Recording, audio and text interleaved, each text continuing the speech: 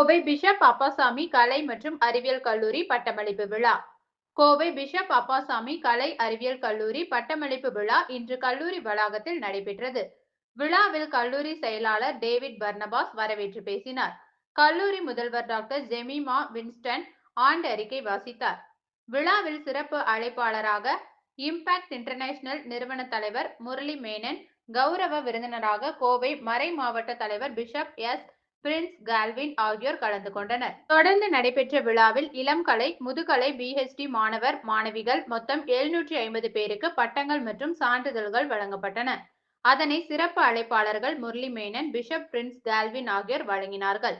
விழாவில் கல்லூரி துணை முதல்வர் பால் சுதன், நிர்வாகிகள், முக்கிய பிரமுகர்கள் மற்றும் மாணவ மாணவிகள் கலந்து கொண்டார்.